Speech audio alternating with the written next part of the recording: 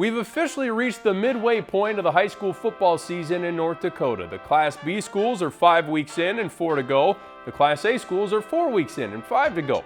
Buckle up, baby. Hey everyone, Jody Norstedt here with another special delivery, and this week's Midco Sports game ball, sponsored by Farmers Union Insurance, is heading up to Mayville.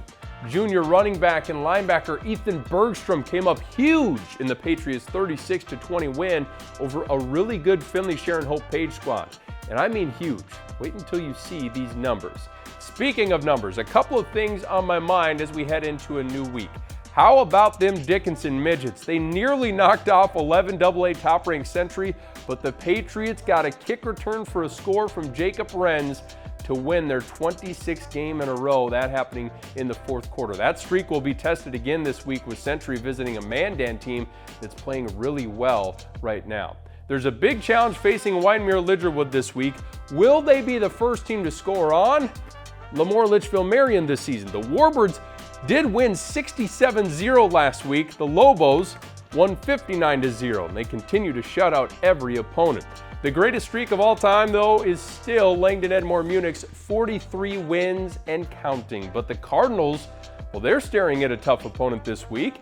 In 4-1, Harvey-Wells County. Isaac Freeze and Alex Erickson were huge in last week's win over Carrington for the Hornets. So much so it annoys the heck out of me that I don't have a spot for them on my top performers list, which is why I'm using this time to tell you about them. 3 touchdown passes for Isaac, 2 of them to Alex.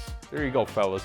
Anyway, Friday can't get here soon enough. Top performers, let's go. We will have Shanley's homecoming game against Jamestown on Midco Sports Friday night, and I'm expecting to say this guy's name a lot. John Gores did a little bit of everything underneath the lights last week. He caught 10 passes for 158 yards and 2 touchdowns, and then returned a punt, 53 yards for a score. St. Mary's got the last laugh, though, and a 28-21 come-from-behind win. We're just full of helmets. Bowden Greenlee continues to be a bucking Bronco. The Lisbon junior wore down Oak Grove, finishing with nearly 350 all-purpose yards, 100 through the air and 240 on the ground, combining for 5 touchdowns in the blowout win. Greenlee and the Broncos get a ticked-off Central Cass team on Friday. Lisbon has won 2 straight against the Squirrels. The Devil's Lake tandem of quarterback Ben Heilman and receiver Drew Hofstad are stuck together on this list, which is fitting considering the way they played together in the win over Turtle Mountain. Heilman passed for 306 yards and 5 touchdowns.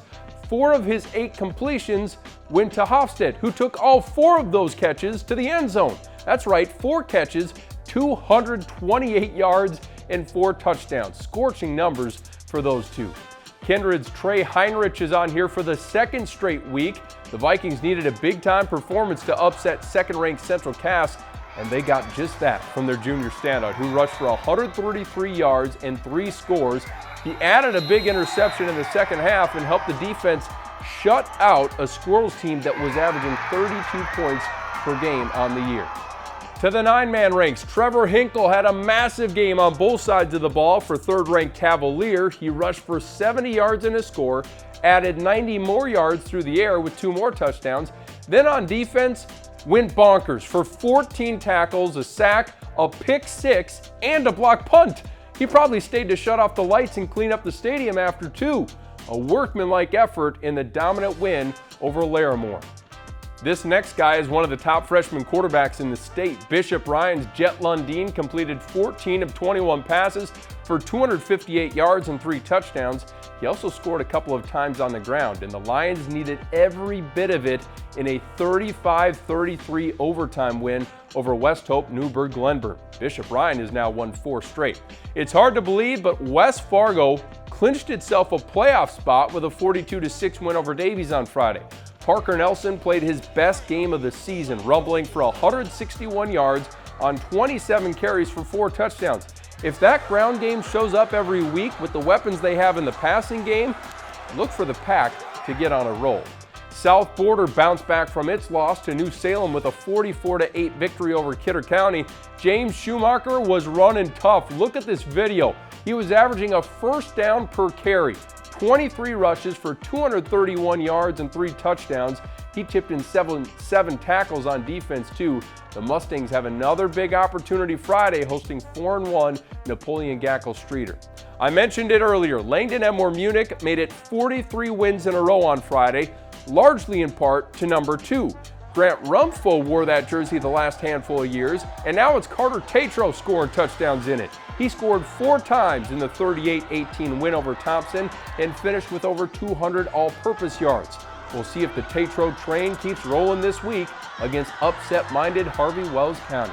Oaks is on the top performers list. Xavier Vossler completed 10 of his 12 passes for nearly 200 yards and 4 TD strikes. The Tornadoes blew away the EEK Thunder in a game Mother Nature would certainly approve of.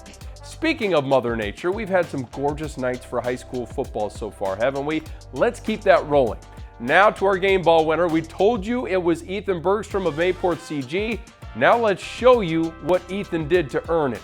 In a battle against 3-1 Finley-Sharon-Hope-Page, the Patriots stayed unbeaten by feeding Bergstrom 27 times and watching him score 5 touchdowns and run for nearly 400 yards. He finished just 14 yards shy of that. Just imagine running the length of the field 4 times. He was up to the task on defense too, making 11 solo tackles on the Spartans' bruising rushers as MayPort-C-G earned the 36-20 win to keep pace with Cavalier at the top of Region 2. So congrats to Ethan and the rest of the Patriots. You guys earned it. It should be another entertaining Friday night coming up. Again, we've got Jamestown at Shanley, 6 p.m. kickoff on Midco Sports. One programming note, we'll have a condensed version of Varsity Sports Live airing at halftime of our South Dakota doubleheader Friday night around 10:15, 10:30. Make sure to tune into that. We'll see you then.